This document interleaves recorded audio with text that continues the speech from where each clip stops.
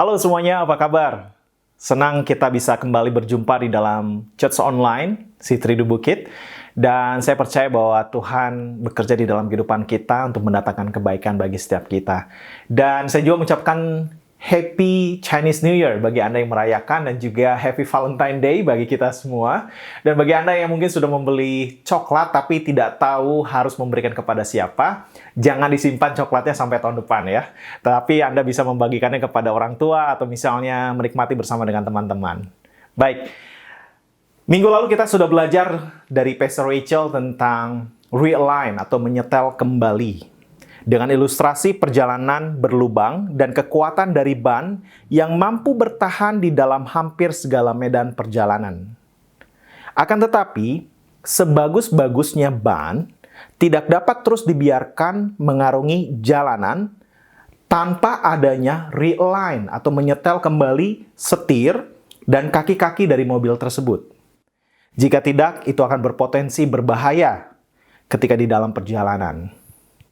Sama halnya di dalam kehidupan, kita perlu realign atau menyetel kembali pikiran dan hati kita agar kita berjalan sesuai dengan jalurnya Tuhan, yaitu dengan membaca Alkitab, berdoa, dan terkoneksi dengan saudara seiman.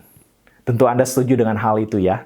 Dan kita percaya bahwa berdoa, membaca Alkitab, berdoa, dan terkoneksi dengan saudara seiman itu merupakan perintah Tuhan untuk kita lakukan di dalam kehidupan sehari-hari kita.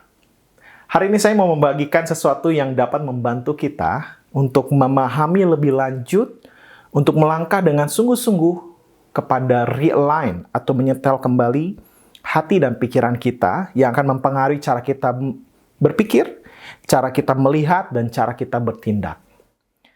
Saya akan ajak kita semua untuk membaca di dalam 2 Timotius 3 ayat 16-17. Saya akan bacakan untuk Anda.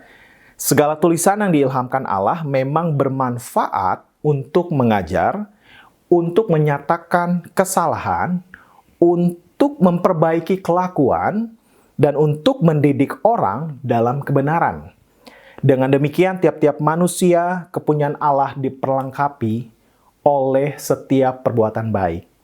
Ada hal yang menarik ketika saya mempelajari ayat ini, dan ketika saya melihat di dalam versi bahasa Inggris, yaitu di dalam New Living Translation, itu memberikan pengertian seperti ini. Semua kitab suci atau Alkitab diilhamkan oleh Tuhan dan berguna untuk mengajari kita apa yang benar dan membantu kita menyadari apa yang salah dalam hidup kita. Itu mengoreksi kita ketika kita salah dan mengajari kita untuk melakukan apa yang benar. Tuhan menggunakannya untuk mempersiapkan dan memperlengkapi umatnya untuk melakukan setiap pekerjaan yang baik. Luar biasa bukan? Dan ini adalah salah satu ayat favorit saya karena ini sangat menarik. Dan saya berdoa ini dapat membantu kita semua untuk semakin menyadari bahwa hanya firman Tuhan yang tertulis di dalam Alkitab yang merupakan jawaban atas semua persoalan kita. Atas setiap persoalan yang kita hadapi, larilah kepada Tuhan, bukan kepada yang lain, tetapi larilah kepada Tuhan dan firman-Nya. Itulah yang merupakan suatu upaya realign atau menyetel kembali hati dan pikiran kita. Dikatakan di kalimat pertama pada 2 Timotius 3 ayat 16, segala tulisan yang diilhamkan Allah. Alkitab diilhamkan Allah. Perlu kita pahami benar bahwa firman Tuhan itu, perhatikan baik-baik, bahwa firman Tuhan itu bukan sekedar informasi, himbauan, anjuran, dan usul yang mungkin dengan sederhananya kita dapat mengabaikan begitu saja, tanpa ada perasaan bersalah. Namun, segala sesuatu dalam hidup kita harus berpadanan dengan Alkitab. Karena ini ilhamnya dari Allah, bukan dari hikmat manusia. Jadi walaupun kita memiliki kebebasan untuk memilih mematuhi atau tidak, pada kesimpulannya, akhirnya tidak ada akhir bahagia dalam kehidupan tanpa kepatuhan akan firman Tuhan dan hidup di dalamnya. Saya ulangin lagi, pada kesimpulan akhirnya, tidak ada akhir bahagia dalam kehidupan tanpa kepatuhan akan firman Tuhan dan hidup di dalamnya. Segala sesuatu, harta, kekayaan, jabatan, popularitas, dan lain sebagainya tidak akan membuat manusia tenang. Tidak akan bisa memberikan sukacita. Hanya firman Tuhan yang dapat memberikan kita kedamaian dan membuat kita bahagia. Karena kita tahu bahwa hidup kita ada di dalam Tuhan dan dijamin oleh Tuhan pencipta langit dan bumi yang kita kenal di dalam Yesus Kristus. Pertanyaan yang dapat diajukan kepada kita hari ini, kalau kita mau jujur dan menanyakan kepada diri kita sendiri, yaitu ilham siapakah yang kita cari selama ini? Apakah kita mencari hikmat dari manusia di dalam ajaran perkataan positif atau berpikir positif? Atau dari ajaran-ajaran lainnya? Atau bahkan dari ramalan? Saya mau katakan pada hari ini, itu semua akan membuat hati dan pikiran kita bergeser dari jalurnya Tuhan. Dalam Mazmur 119 ayat 105 tertulis, firman-Mu itu pelita bagi kakiku dan terang bagi jalanku. Agar jalan kita terang, sekalipun di dalam gelap, hanya firman-Nya lah sumber penerangan. Tidak ada yang lain. Selanjutnya dikatakan pada kalimat berikutnya, tulisan yang diilhamkan Allah atau Alkitab itu bermanfaat untuk, yang pertama, mengajar dan mendidik orang dalam kebenaran. Mengajar dan mendidik orang dalam kebenaran yang hakiki. Mendidik dalam Kamus Besar Bahasa Indonesia berarti memberi latihan, ajaran, tuntunan, dan pimpinan mengenai akhlak dan kecerdasan pikiran. Sedangkan pendidikan itu sendiri yaitu prosesnya.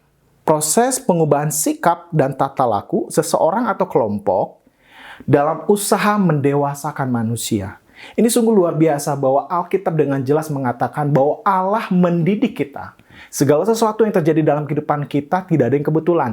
Tapi Tuhan punya rencana untuk memproses, untuk mendidik, untuk memurnikan kita sehingga kita bisa hidup di dalam kebenarannya dan menerima janji-janjinya. Dan ada hal yang indah lagi yaitu kita tidak perlu menggunakan kekuatan sendiri di dalam mengarungi kehidupan. Ada Tuhan yang bersama dengan kita. Amsal 3 ayat 11-12. Hai anakku, janganlah engkau menolak didikan Tuhan dan janganlah engkau bosan akan peringatannya.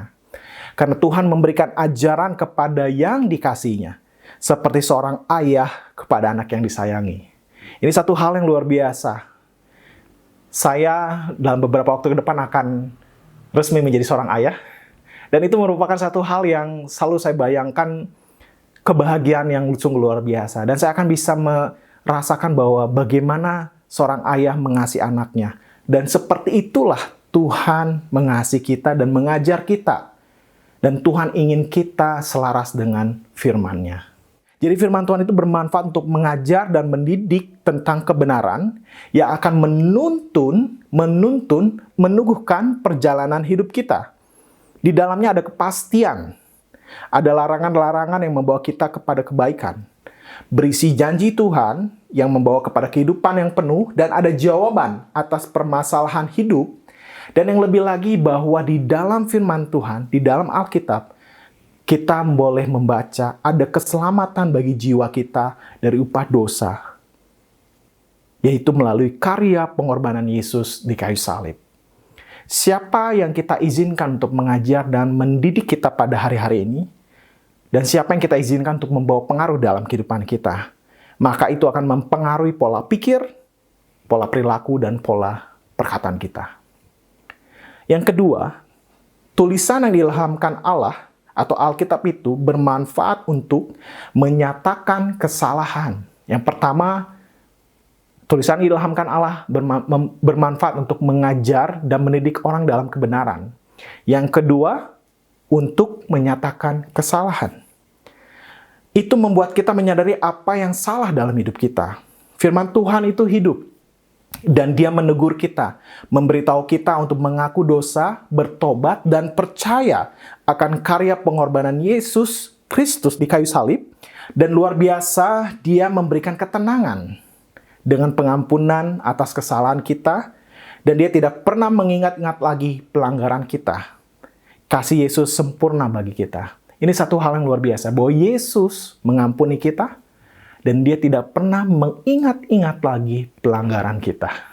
Terkadang kita sebagai manusia masih suka mengingat-ingat kesalahan orang yang berbuat salah kepada kita atau berbuat buruk kepada kita. Tapi kita belajar pada hari ini bahwa Yesus mengampuni kita. Dia menyatakan kesalahan, Dia membuka untuk kita boleh datang kepada Dia, mengaku dosa, dan menerima pengampunan daripada Yesus. Maka kita harus melakukan hal yang sama kepada orang yang ada di sekitar kita. Dikatakan bahwa janganlah engkau menolak didikan Tuhan, dan janganlah engkau bosan akan peringatannya. Teguran Tuhan itu indah dan mendatangkan kebaikan dan keselamatan bagi kehidupan kita. Saya mau ajak kita untuk terimalah teguran Tuhan dengan kerendahan hati. Dalam kehidupan rumah tangga, saya sangat-sangat belajar untuk menuruti nasihat dan teguran dari istri saya. Ya, karena saya yakin bahwa menghargai dan menuruti nasihat istri itu sangat penting dan merupakan sikap atau sebagai sikap mentaati firman Tuhan. Ya, walaupun terkadang kita nggak nyaman ketika disampaikan, tapi teguran itu membantu kita, menolong kita untuk kita tidak melakukan hal yang melampaui daripada apa yang seharusnya.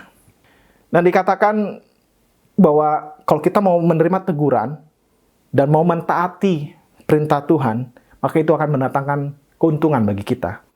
Dan saya katakan bahwa karena Tuhan dapat menegur kita melalui orang-orang sekitar kita, dan terutama bagi Anda yang sudah berkeluarga, istri Anda. Jadi belajarlah untuk mendengarkan nasihat dan masukan dari istri Anda, karena saya percaya bahwa itu akan mendatangkan kebaikan bagi Anda. Baik, yang selanjutnya, yang ketiga, yang kita telusuri daripada ayat ini, tulisan yang diilhamkan Allah atau Alkitab itu bermanfaat untuk memperbaiki kelakuan. Wow, ini luar biasa. Tidak ada satu nats tertentu yang saya pernah dengar atau pernah baca yang dengan pasti mengatakan bahwa hal ini akan mengubah perilaku. Itu sungguh luar biasa. Dan saya sudah mengalami ini di dalam kehidupan saya pribadi. Bahwa memperbaiki kelakuan dengan perilaku yang diubahkan, maka kehidupan pasti berubah. Sehingga selaras dengan firman Tuhan. Orang-orang di sekitar kita akan melihat dan merasakannya, dan mereka pun terberkati dengannya.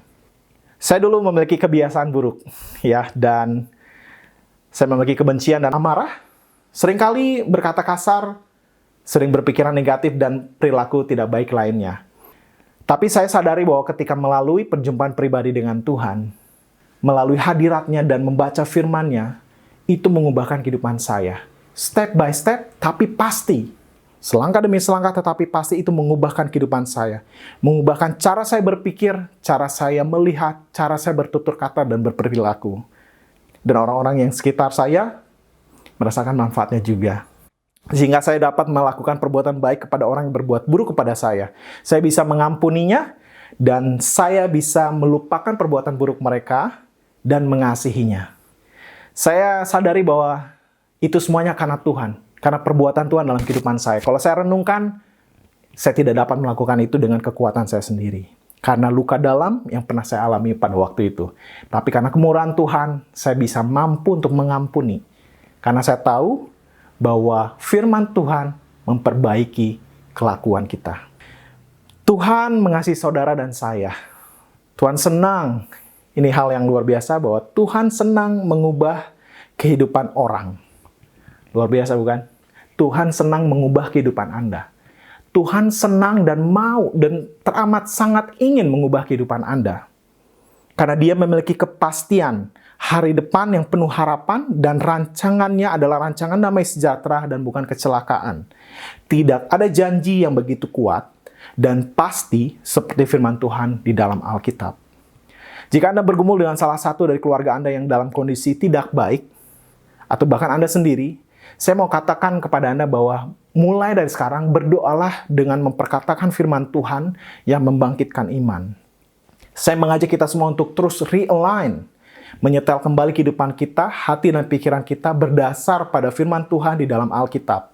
Karena kuasa Tuhanlah yang sanggup mengubahkan hati dan pikiran kita.